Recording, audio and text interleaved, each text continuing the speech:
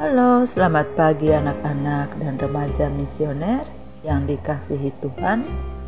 Salam jumpa kembali bersama Bunda Regina dalam Do Re Mi, doa dan renungan misioner Paroki Santo Petrus dan Paulus Argapura, Keuskupan Jayapura, Kamis 19 Desember 2024. Dan dalam minggu ini kita masuk dalam minggu Advent yang ketiga. Nah, sebelum kita membaca dan merenungkan firman Tuhan di pagi hari ini, marilah kita mengawalinya dengan doa pembuka. Dalam nama Bapa dan Putra dan Roh Kudus. Amin. Selamat pagi Tuhan Yesus, terima kasih atas segala campur tangan-Mu dalam kehidupan kami setiap saat. Kami bersyukur dan berterima kasih kepada-Mu Tuhan, karena Engkau masih memberikan nafas kehidupan kepada kami, rezeki yang cukup, serta kesehatan yang melimpah yang kami nikmati dalam hidup ini. Terima kasih Tuhan atas kasih setia-Mu yang Engkau senantiasa selalu menjaga kami, membimbing dan memelihara kami. Dan Engkau juga membangunkan kami di pagi hari ini dalam keadaan sehat walafiat. Terima kasih atas segala tuntunan kasih setia-Mu dalam kehidupan kami sepanjang hidup kami. Doa ini kami panjatkan kepada-Mu dengan perantaraan Kristus Tuhan kami. Amin. Tuhan bersamamu dan bersama roh-Mu. Inilah Injil Yesus Kristus karangan Santo Lukas. Dimuliakanlah Tuhan. Lukas pasal 7 ayat 36 sampai dengan 50. Yesus diurapi oleh perempuan berdosa. Seorang Farisi mengundang Yesus untuk datang makan dengannya.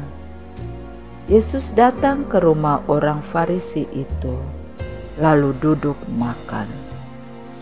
Di kota itu ada seorang perempuan yang berdosa.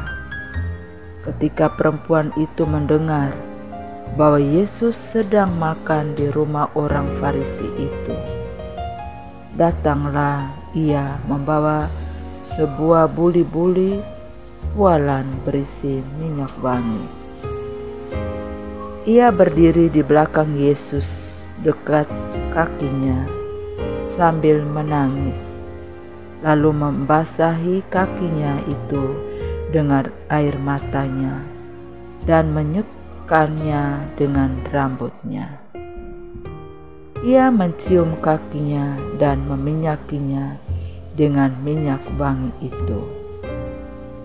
Ketika orang Farisi yang mengundang Yesus melihat hal itu, ia berkata dalam hatinya, "Jika ia ini nabi, tentulah tahu siapakah dan orang apakah perempuan yang menyentuhnya ini. Tentu ia tahu bahwa perempuan itu orang berdosa." Lalu Yesus berkata kepadanya, "Simon, ada yang hendak kukatakan kepadamu." Sahut Simon, "Katakanlah, Guru." Ada dua orang yang berhutang kepada seorang yang membungakan uang, dan seorang berutang 500 dinar, yang lain 50.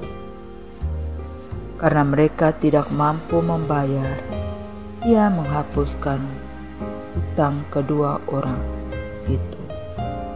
Siapakah di antara mereka yang akan lebih mengasihi dia? Jawab Simon, "Aku kira dia yang paling banyak dihapuskan utangnya." Kata Yesus kepadanya, "Betul pendapatmu itu." Sambil berpaling kepada perempuan itu, ia berkata kepada Simon, "Engkau lihat perempuan ini? Aku masuk ke rumahmu, namun engkau tidak memberikan air untuk kakiku.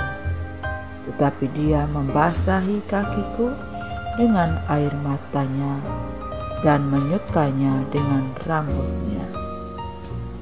Engkau tidak mencium aku, tetapi sejak aku masuk ia tidak henti-hentinya mencium kakiku. Engkau tidak meminyaki kepalaku dengan minyak, tetapi dia meminyaki kakiku dengan minyak wangi. Karena itu aku berkata kepadamu, dosanya yang banyak itu telah diampuni, sebab itu ia telah banyak mengasihi. Namun orang yang sedikit diampuni, sedikit juga ia mengasihi." Lalu ia berkata kepada perempuan itu, "Dosamu telah diampuni." Orang-orang yang makan bersama dia mulai bertanya-tanya di antara mereka, "Siapakah ia ini, sehingga ia dapat mengampuni dosa?"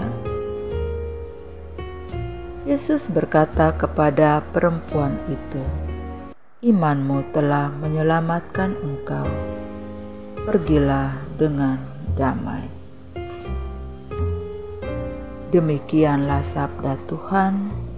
Terpujilah Kristus. Anak-anak dan remaja misioner yang dikasihi Tuhan, dalam bacaan Injil hari ini mengisahkan tentang dosanya yang banyak telah diampuni, karena ia telah banyak berbuat kasih. Inti pemberitaan Injil, Paulus menganggap penting untuk mengingatkan kembali jemaat Korintus akan janji yang telah diberitakannya. Jemaat Korintus telah menerima Injil dan hidup di dalamnya. Karena itu tak dapat disangka bahwa jemaat Korintus telah menerima keselamatan. Namun ada beberapa catatan penting yang bukan hanya harus selalu diingat dan dipegang, tetapi juga ditambahkan kepada pengetahuan mereka tentang Injil.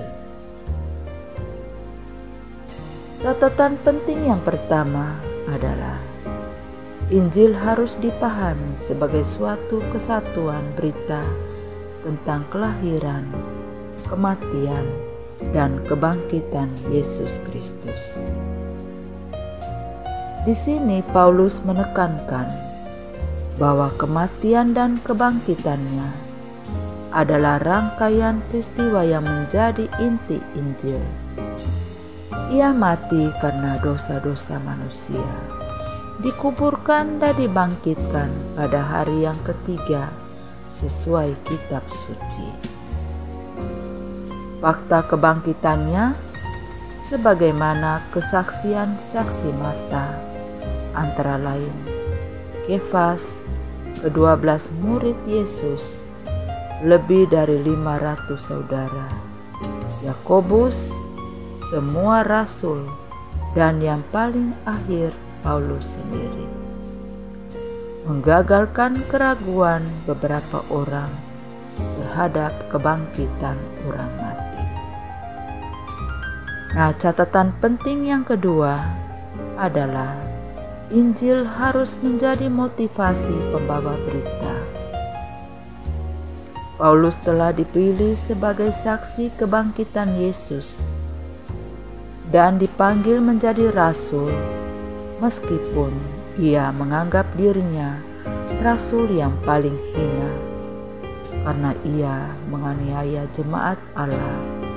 Namun ia menganggap kasih karunia Allah yang telah dianugerahkan kepadanya, yaitu Injil keselamatan, menjadi motivasi kuat untuk bekerja lebih keras dari rasul yang lain.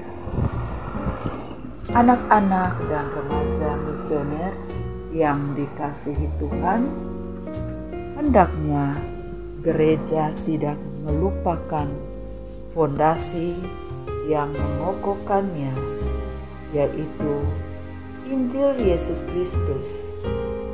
Karena gereja ada karena pemberitaan Injil disambut dalam iman. Bila hal yang sangat penting ini dilupakan, gereja dan kehidupan Kristus, kita terancam bahaya. Oleh Injil kita diselamatkan. Oleh Injil kita juga mengetahui bahwa kematian dan kebangkitan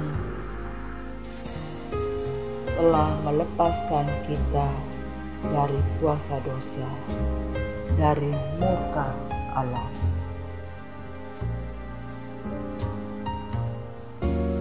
Nah, saya mengajak kita semua, di mana Injil hari ini, respon kasih karena pengampunan suatu kehormatan, dapat mengundang Yesus ke perjamuan makan di rumah sendiri. Itu yang dirasakan Simon, si Farisi, ketika Yesus menerima undangannya. Namun kebahagiaan itu terasa berkurang saat seorang perempuan yang terkenal dengan reputasi kurang baik menerobos masuk ke rumahnya untuk mengurapi kaki Yesus dengan air mata dan minyak wangi, serta melapnya dengan rambutnya. Oleh karena itu, marilah kita memeriksa diri kita. Jangan-jangan kita hanya berpenampilan sebagai seorang Kristiani semata, tetapi anugerahnya yang belum mengubah hati kita. Hal-hal yang harus kita pegang adalah ketulusan, syukur kita terungkap lewat hal-hal kecil disaksikan oleh orang lain. Semoga Yesus yang mengurapi perempuan Samaria ini juga perempuan berdosa, dan kita juga sebagai pengikutnya, tentu kita banyak sekali melanggar perintah-perintahnya. Kita selalu berbuat dosa, baik terhadap orang tua, terhadap teman, terhadap sesama kita. Kiranya mulai dari saat ini, di minggu Advent yang ketiga ini, kita terus-menerus mempersiapkan diri untuk senantiasa selalu menjaga tutur kata kita terhadap sesama kita, terhadap siapa saja yang kita jumpai.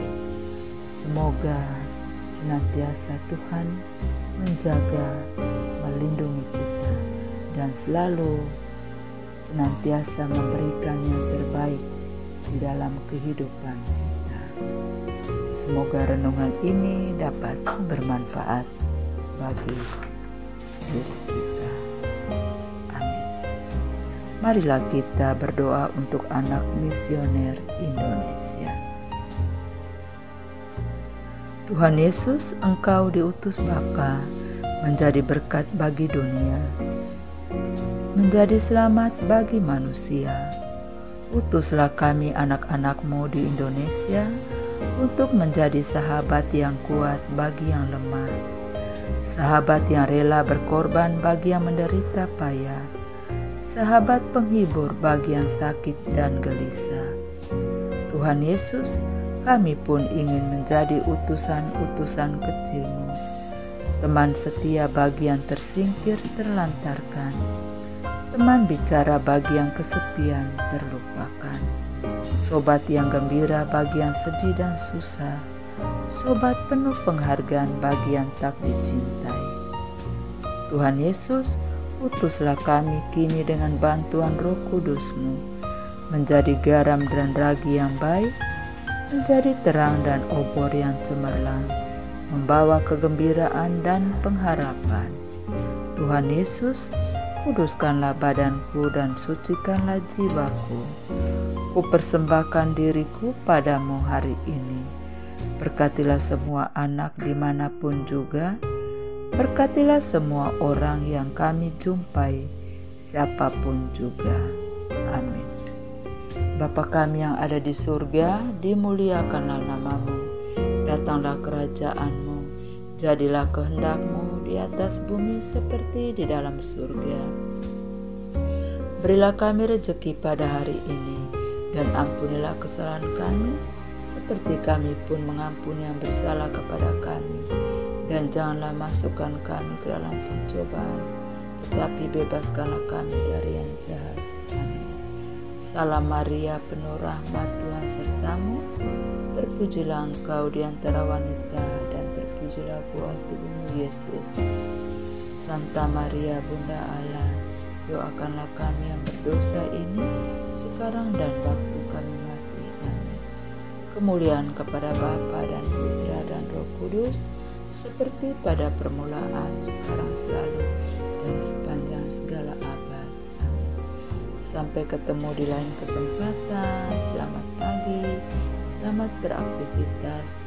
Tuhan Yesus memberkati kita semua. Amin. Dalam nama Bapa dan Putra dan Roh Kudus.